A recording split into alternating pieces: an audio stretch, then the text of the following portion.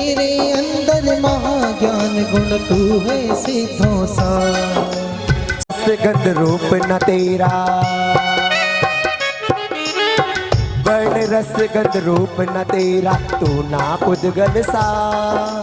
तेरे अंदर महाज्ञान गुण तू है सिद्धों सा। सोहम रत रे प्राणी तू है सिद्धों सा। तेरे अंदर महाज्ञान गुण तू है सिद्धों सा। सोहम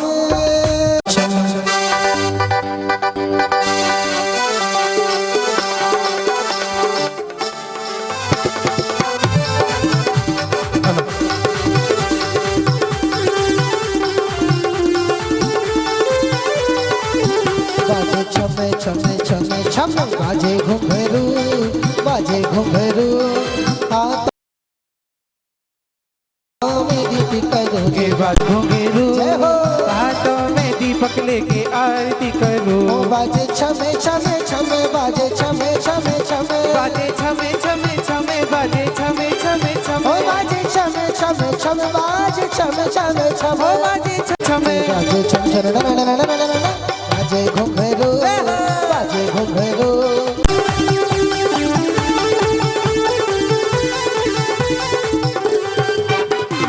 यह विधि मंगल आरती की जय। छमे छमे छमे बाजे घुंघरू हाथों में दीपक लेके आरती करो। अरे बाजे छमे छमे छमे बाजे छमे छमे छमे छमे छमे छमे बाजे छमे छमे छमे बाजे छमे छमे छमे बाजे छमे छमे छमे बाजे छम छम बाजे घुंघरू हाथों में दीपक लेके आरती।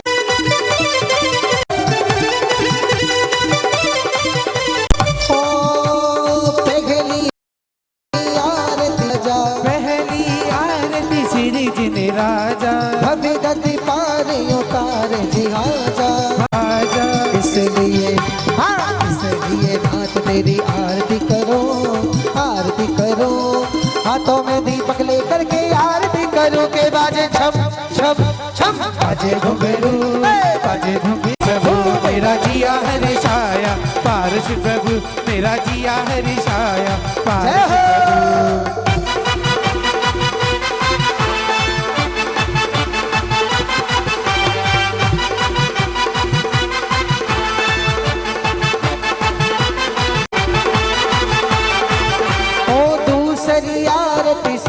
एक मिनट दूसरी आरती शीघ्र तेरी सुमिरन करत मिटत भव फेरी सुमिरन करत मिटत भव फेरी। तीसरी आरती सूर्य मुनिंदा जन्म मरण दुख दूर करदा जन्म मरण दुख दूर करदा। अरे नौकर रख लो जी प्रभु जी मुझे नौकर रख लो जी रख लो जी प्रभु जी हमें नौकर रख लो जी। ओ नौकर रख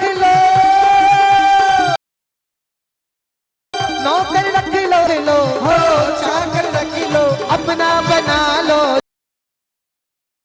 नौकर रख लो जी प्रभु जी हमें नौकर रख लो जी। नौकर में आऊंगा का पुजारी अपना बना लो जी।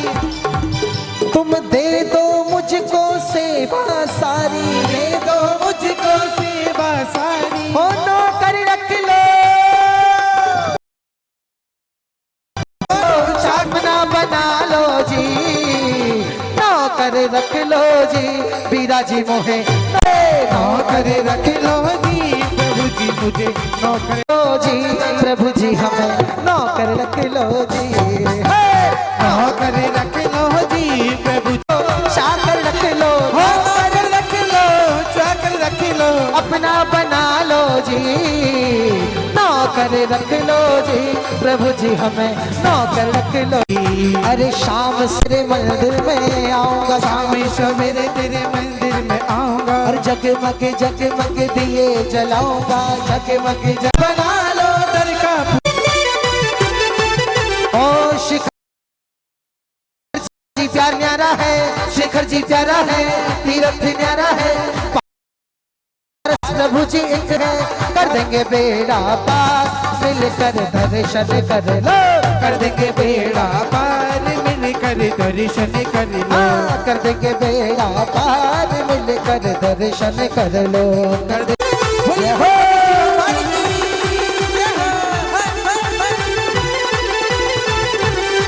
ओ दर्शन देखत पाप पलाया, दर्शन देखत पाप पलाया, दर्शन देखत पाप पलाया, तेरी हो रही जय जयकार बाबा हो बाबा, तेरी हो रही बाबा हो बाबा, ये तेरा साचा है दरबार बाबा हो बाबा, तेरा चाहे दरबार बाबा, हे बाबा हो बाबा,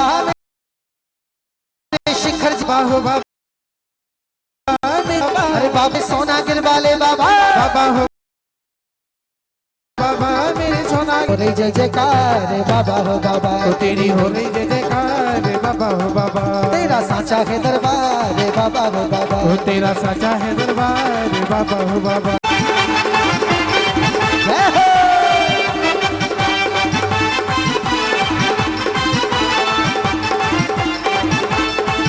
ओ चौथी आरती पलाया, पांचवी आरती साधु तिहारी, पांच भी आरती साधु तिहारी, पांचवी आरती साधु तिहारी, साधु तिहारी, अरे साधु तिहारी विनिश्चय सागर तुम्हारी, साधु तिहारी निश्चय सागर तिहारी, साधु तुम्हारी विनिश्चय सागर तुम्हारी, साधु तुम्हारी निश्चय सागर तुम्हारी, कुमति विनाशन शिव अधिकारी, कुमति विनाशन शिव अधिकारी, कुमति विनाशन शिव अधिकारी, तेरी हो रही जय जयकार बाबा हो बाबा, तेरी हो रही जय जयकार बाबा हो बाबा में, ओ इस नगरी में, इस नगरी में, ओ इसी में, ओ इस नगरी में, इस नगरी में, ओ इस नगरी में, इस नगरी में छाई है, यहाँ छाई है, जय हो। दिवाली जो ये आरती करे करावे, जो ये आरती करे करावे, सोनर नारी अमर फल पावे, तेरी हो रही जय जयकार बाबा हो बाबा, तेरी हो रही जय जयकार बाबा हो बाबा, तुम ही दुनिया की सरकार है बाबा हो बाबा, तेरी दुनिया की सरकार बाबा हो बाबा, तेरा साचा है दरबार बाबा हो बाबा, वो तेरा सच्चा है दरबार बाबा हो बाबा, अरे सपने में आए, अखियां खुल गई, अखियां खुल, प्रभु सपने में आए, ओ रात प्रभु सपने में आए, अरे रात प्रभु जी सपने में आए, रात प्रभु जी सपने में आए, अखियां खुल गई, अखियां खुल गई, अखियां खुल गई, रात प्रभु सपने में आए, रात प्रभु जी सपने में आए, रात प्रभु जी सपने में आए, रात प्रभु जी सपने में आए, अखियां खुल गई, अखियां खुल गई, अखियां खुल गई, में आए, जब प्रभु जी ने मेरी खिड़की खोली, जब प्रभु जी ने मेरी खिड़की खोली, खिड़की कर गई, खिड़की कर गई, खिड़की कर गई, रात प्रभु सपने में आए, और रात प्रभु जी सपने में आए, जय हो।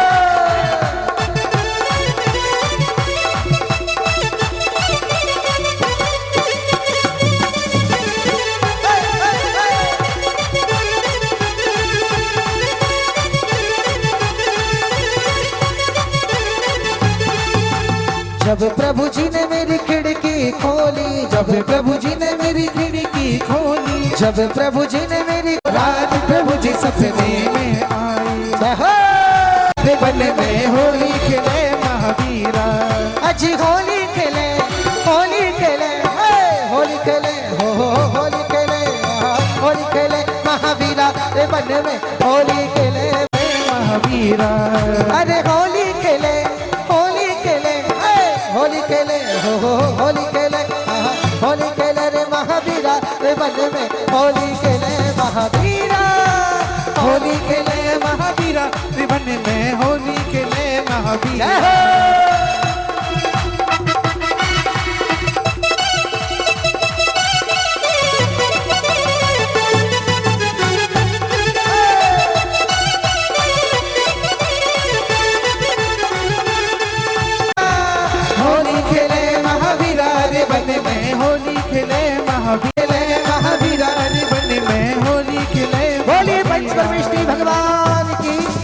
पारसनाथ भगवान। ओ दर्शन को देखो प्यारे प्यारे हो पारसनाथ भगवान। ओ देखो प्यारे प्यारे हो पारसनाथ भगवान। दर्शन करवा मैं आया प्रभु जी दर्शन करवा मैं आया। जय हो नावरणी दर्शनावरणी मोहे अंतराया स्वामी मोहे अंतराया। गोत्र वेदन आयु को नाश मोक्ष पाया। जय सिद्धि चक्र देवा। संकट टारण अधम उदाहरण भव सागर तरना। स्वामी भव सागर तरना। ओ अष्ट दोष रिपु करम नष्ट कर जन्म मरण हरणा। जय श्री सोम शरण की आरती उतारो मिलेगी। ओ श्री सोम शरण की आरती उतारो मिलेगी। श्री सोम शरण की। मां जिनवानी के आंचल का रसपान करने के लिए लालायित आप सभी धर्मानुरागी महानुभाव, आज हम सभी का सौभाग्य का दिवस है। जो अनंतानंत सिद्धों की आराधना इस जैन धर्म में बड़ी ही प्रसिद्ध है। इस जिन शासन में जितने भी विधान हैं, अनुष्ठान हैं, उन सब अनुष्ठानों का यदि कोई राजा कहा जाता है, अगर इन सभी अनुष्ठानों का कोई मुखिया कहा जाता है, तो वह है सिद्ध चक्र महामंडल विधान। आज उसी सिद्ध चक्र महाअर्चना को हम सभी कर रहे हैं। सिद्ध चक्र, दो बात है। सिद्ध चक्र, सिद्ध कौन है? जो इस संसार से संसारातीत हो गए, अर्थात जिन्होंने संसार से मुक्ति को प्राप्त कर लिया, जो इस संसार से निकल करके उस लोक के अग्रभाग पर विराजमान हो गए, अर्थात जिन्होंने 8 गुणों को प्राप्त कर लिया, अर्थात जिन्होंने अपने 8 कर्मों का क्षय कर दिया, वे सिद्ध कहलाते हैं।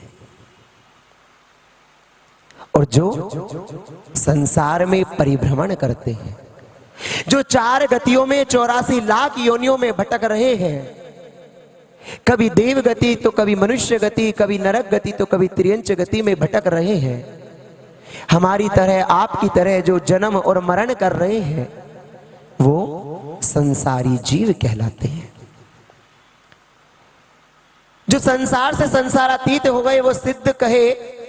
अब बात है चक्र की। चक्र अर्थात समूह। किसका समूह? किसका समूह?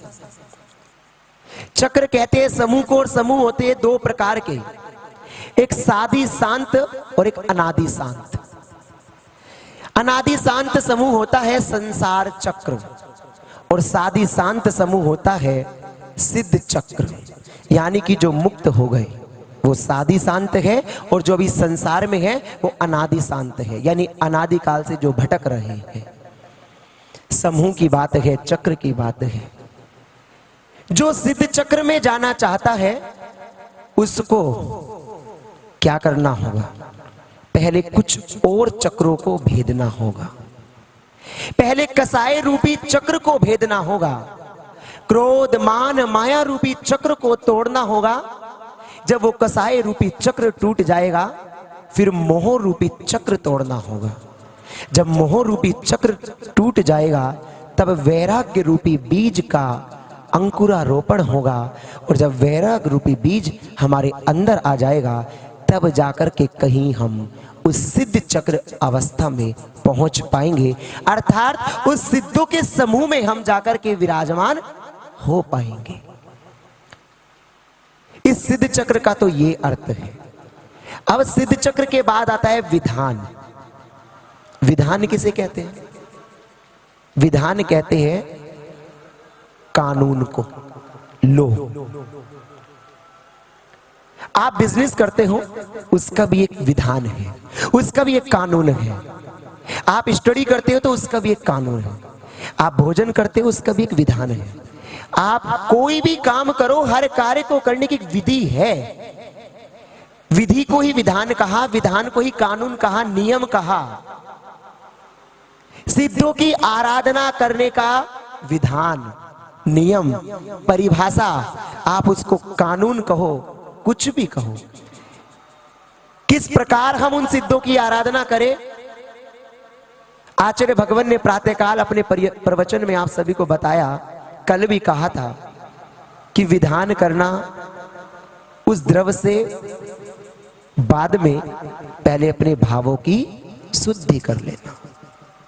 गुरुदेव ने एक उदाहरण दिया कि मेरे पास एक व्यक्ति आया था, उस व्यक्ति ने कहा कि मैं सिद्ध चक्र विधान कराना चाहता हूं। तब गुरुदेव ने यह कहा था कि पहले 20 विधान सामूहिक रूप से कर ले, उनके साथ बैठ ले, तब जाकर के अपना विधान कराना। क्यों? क्योंकि पहले मन की विशुद्धि हो, तब जाकर के हम द्रव से विधान करें तो अच्छा लगता है। आज इस सिद्ध चक्र विधान के माध्यम से हम उन सिद्धों के 8 गुणों की आराधना की, उन 16 और 32 विशेष गुणों की आराधना की। कल चतुर्थ वलय में 64 अर्घ के माध्यम से वे 64 रिद्धियों का वर्णन हम सभी जानेंगे। मैं यही कहूंगा कि पूजन विधान करना तभी सार्थक है जब हमारे मन से ये कसाई, ये ईर्ष्या, ये राग और द्वेष के परिणाम शांत हो जाए।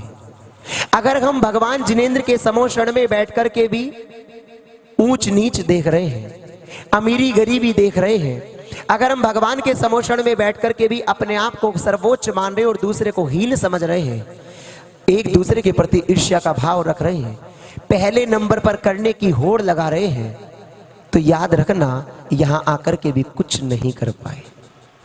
यहां आकर के केवल एक ही परिणाम रखना कि मेरे द्वारा किसी को किसी प्रकार का कष्ट ना हो, मेरे द्वारा किसी को दुख ना पहुंचाया जाए। मैं भगवान की भक्ति करने आया हूं, किसी से राग और द्वेष करने नहीं आया हूं। तब जाकर के ये विधान, ये सिद्धों की श्रेणी में आना आपका सार्थक हो पाएगा। इसी सिद्ध चक्र विधान की एक पूजन में लिखा है, थावर शब्द विषय धरे त्रस थावर पर्याय, यो ना होए तो तुम सुगुण हम किए विधि वर्णाए। अर्थात थावर शब्द विषय धरे, थावर कहते इस थावर को, एक इंद्रिय जीवों को, वो इस थावर पर्याय में जन्मा, उसी भाव में त्रस नहीं हो सकता। यानी कि एक इंद्रिय जीव उसी भाव में, जब एक इंद्रिय है तो वो 2 इंद्रिय 3 इंद्रिय नहीं बन सकता, वहां से मरण करके ही 2 इंद्रिय 3 इंद्रिय आदि बन सकता है, और त्रस स्थावर नहीं बन सकता। ठीक उसी प्रकार हे प्रभु, हम आपके गुणों का अनुवाद करने में, उन गुणों का अनुराग करने में, उन गुणों को व्याख्यान करने में समर्थ नहीं है। किस प्रकार? जिस प्रकार वो एक इंद्रिय उसी भाव से 2 इंद्रिय नहीं बन सकता। ये सिद्ध चक्र विधान आज से नहीं, हजारों वर्षों से चला आ रहा है, लाखों वर्षों से चला आ रहा है। प्रचलित हुआ श्रीपाल और मैना सुंदरी की उस कथा से, लेकिन सिद्ध चक्र तो पहले भी होता था। सिद्ध तो अनादिकाल से होते आए और अनादिकाल तक होते रहेंगे। उन सिद्धों की आराधना करना ही सिद्ध चक्र विधान कहलाता है, और सिद्धों की आराधना अनादिकाल से चलती आ रही है। लेकिन हम लोग जानते हैं कि पहली आराधना मैना सुंदरी ने की थी। वो कथानक, वो कहानी आज आप लोगों को मैं सुना करके इस सिद्ध चक्र की महिमा का वर्णन करने जा रहा हूं। इसी जम्बूद्वीप के भरत क्षेत्र के आर्यखंड में एक मालव देश, जिस देश की एक नगरी उज्जैनी बड़ी सुप्रसिद्ध नगरी थी, जिस नगरी का राजा बड़े धार्मिक विचारों वाला, दयावान, संस्कारों से परिपूर्ण था, नीतिवान था, उस राजा का नाम पुहुपाल था। वह उज्जैनी नगरी के राजा पुहुपाल की बहुत सुंदर निपुण सुंदरी रानी थी। निपुण सुंदरी रानी और राजा पुहुपाल की दो बहुत सुशील संस्कारवान कन्या थी। एक का नाम सुर सुंदरी था और एक का नाम मैना सुंदरी था। वे दोनों पुत्रियां बड़ी ही धार्मिक प्रवृत्ति की थी। दोनों पुत्रियों का जब जन्म हुआ, पिता के उस आंगन में बड़े लाड़ प्यार से पाली गई। दोनों पुत्रियों को उस पिता का सदैव बराबर स्नेह प्राप्त हुआ। मां का वह लाड़, पिता का स्नेह प्राप्त करते करते वे दोनों पुत्रियां उस बाल्य अवस्था को पार करते करते यौवन अवस्था की ओर बढ़ रही है। वे दोनों पुत्रियां जैसे ही अपनी उस अवस्था को पार करती करती यौवन अवस्था की ओर आती, पिता को उनकी शिक्षा की चिंता होने लगती। दोनों पुत्रियों को पिता उचित एक गुरुकुल आदि देख करके शिक्षा के लिए भेज देते। सुर सुंदरी ने और मैना सुंदरी ने शिक्षा ग्रहण की, लेकिन मैना सुंदरी ने एक माताजी के साथ रहकर के शिक्षा ग्रहण की, जिससे उसके अंदर बचपन से ही वे धार्मिक, वे जिन शासन के सूत्र मस्तिष्क में अंकित हो गए। उसने अपनी उन जिन देव पर, सच्चे देव शास्त्र गुरु पर श्रद्धान को बनाकर के चला। लेकिन सुर सुंदरी जहां अध्ययन करती थी वहां उसको ये सब चीज प्राप्त नहीं हो पाई। वे दोनों पुत्रियां वहां से अध्ययन करके अपने पिता की नगरी उज्जैनी में उस महल के आंगन में पुनः आई। एक दिन पिता के मस्तिष्क पर चिंता की रेखाएं दिख रही थी। वो पिता बड़ा चिंतित नजर आ रहा था। सभा लगी हुई थी, मंत्री आदि बैठे हुए थे। सभी ने पूछा, राजन, आज आपके मस्तिष्क पर ये चिंता की रेखा स्पष्ट झलक रही है, इसका क्या कारण है? पिता पुहुपाल बोलते हैं, मंत्रीवर, जिसके घर में दो दो जवान पुत्रियां बैठी हो, जिसके आंगन में दो दो बेटियां उस किशोर अवस्था को प्राप्त हो चुकी हो, भला वो पिता चिंतित ना हो? ऐसा कैसे हो सकता है? अर्थात मंत्रीवर, मेरी दोनों पुत्रियां विवाह के योग्य हो गई है। मुझे चिंता सता रही है कि मैं अपनी पुत्रियों को कहां भेजूं, किस कुल में भेजूं, किसके साथ इनका विवाह करूं।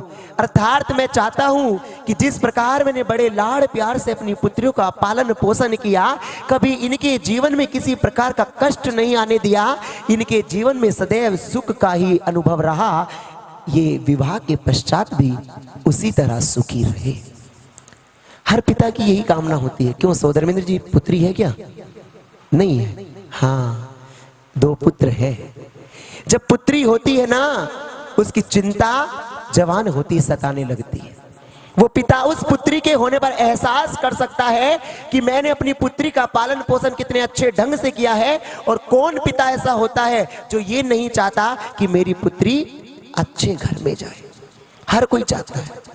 उसी प्रकार उस राजा पुहुपाल के मन में चिंता थी कि मेरी पुत्री एक अच्छे योग्य वर के हाथ में जाए, वो किसी ऐसे राजा के घर जाए कि वो वहां भी सर्व सुखी रह सके। पिता की उस चिंता को देखकर मंत्रियों ने कहा, बात तो सत्य है, हम लोग प्रयास करते हैं, कोई उचित वर की खोज करते हैं। समय व्यतीत होता गया। कुछ दिन बीते। राजा पुहुपाल ने अपनी पुत्री सुरसुंदरी को बुलाया।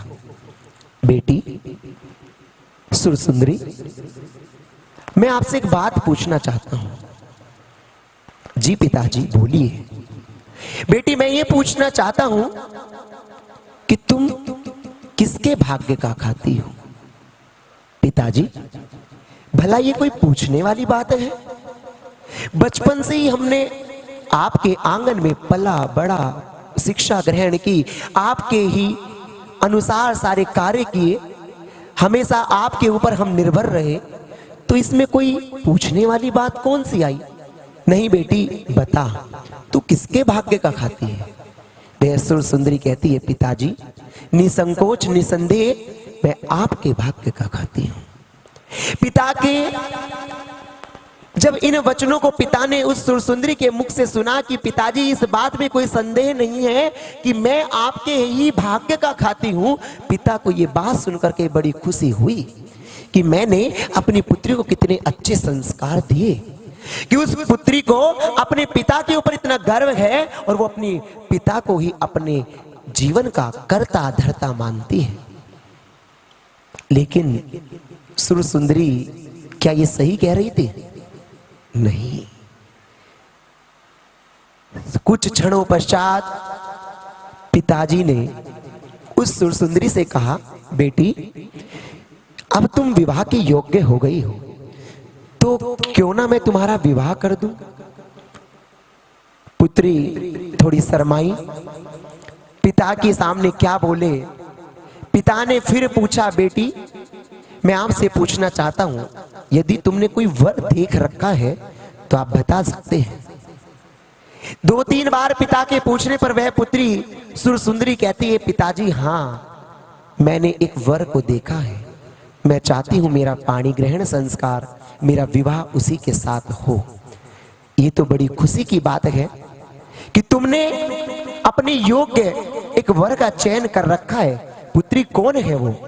पिताजी वो कौशांबी के राजा का पुत्र हरिवाहन है, जो मेरे अनुरूप है।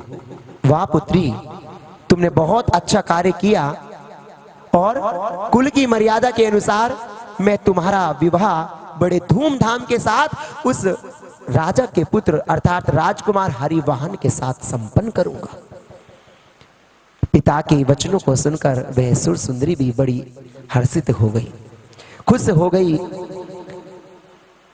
पूरे महल में पता चल गया कि सुर सुंदरी के विवाह के लिए योग्य वर मिल चुका है। विवाह की तैयारियां धूमधाम से होने लगी। राजा ने उस हरिवाहन राजा और उसके पिता से भेंट की, संबंध तय हो गया, विवाह की तैयारियां होने लगी, तारीख निश्चित हो गई।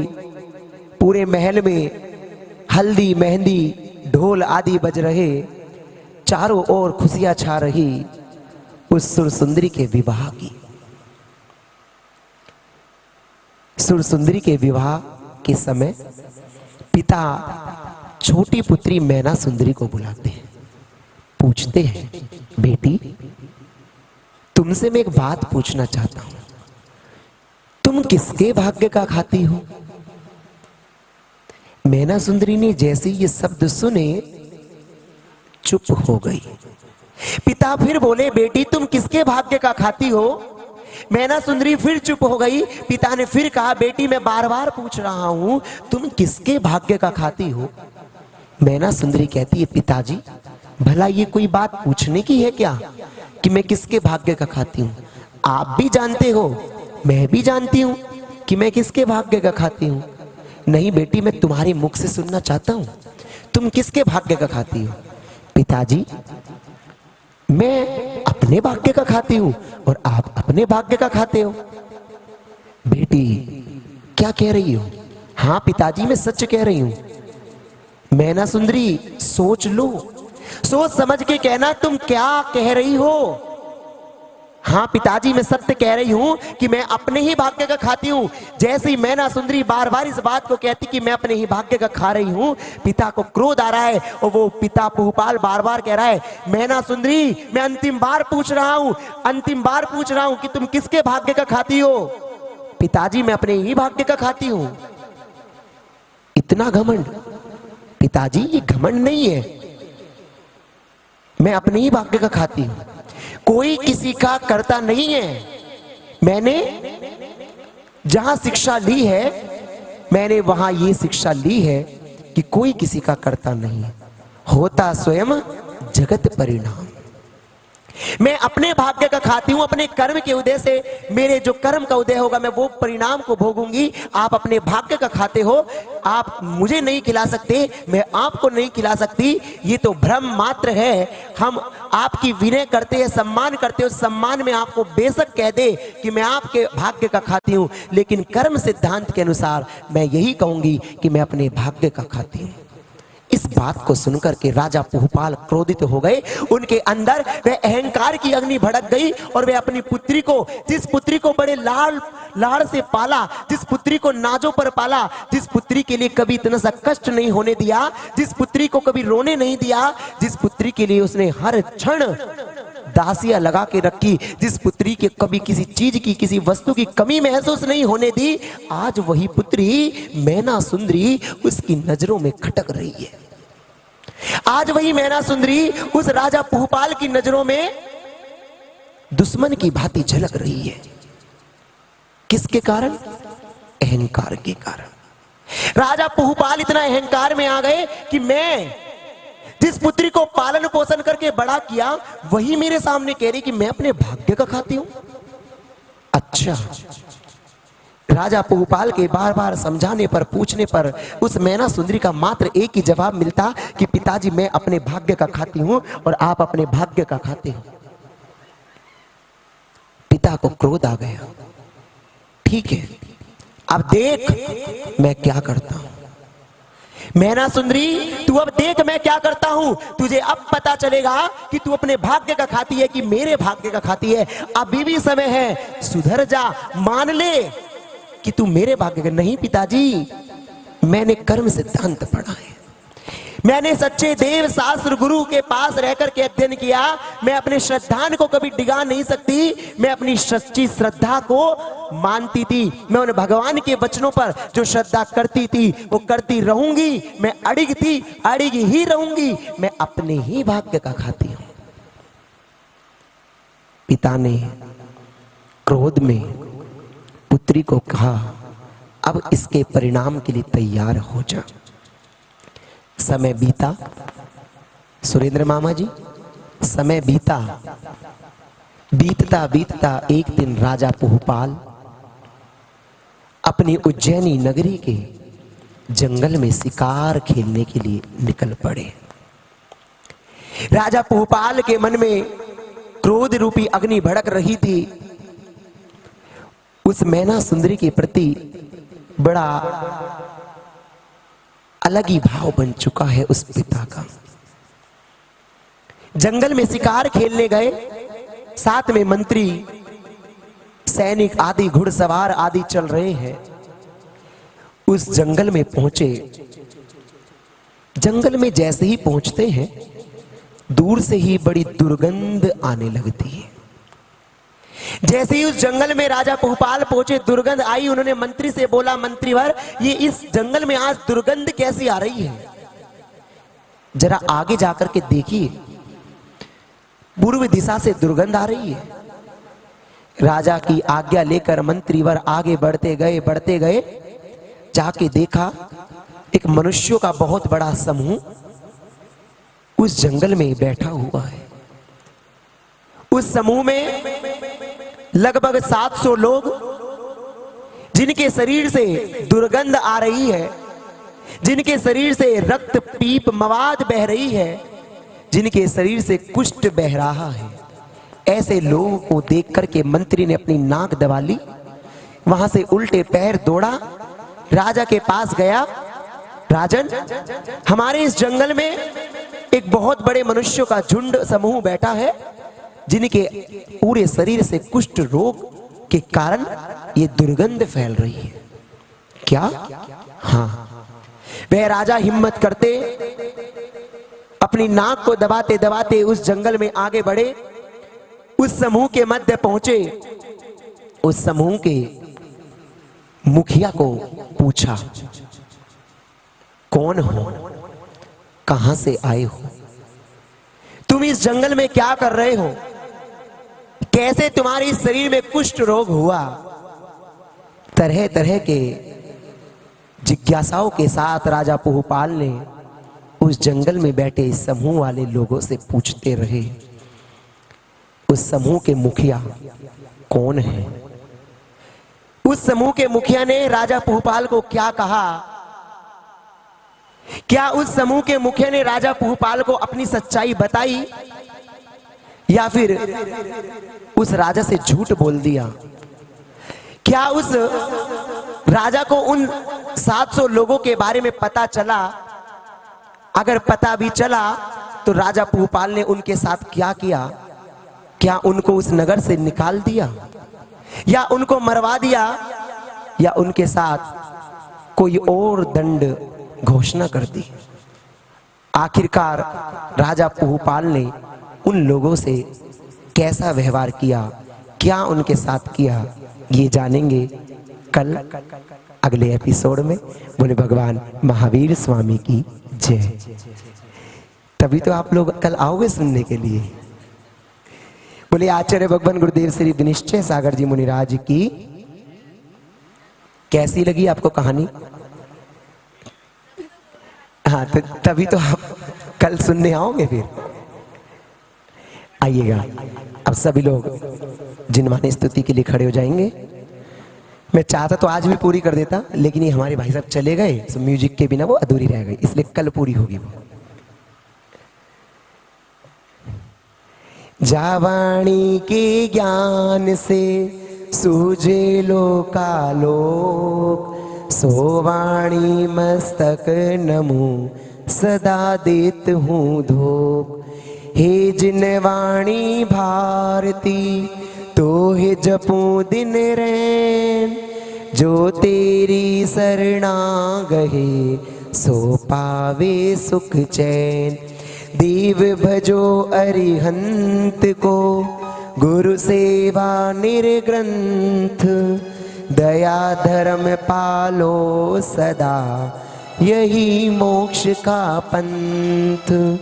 सब मंत्रों का सार है महामंत्र नव का, यादें हम सब मिल जपे महामंत्र 9 बार।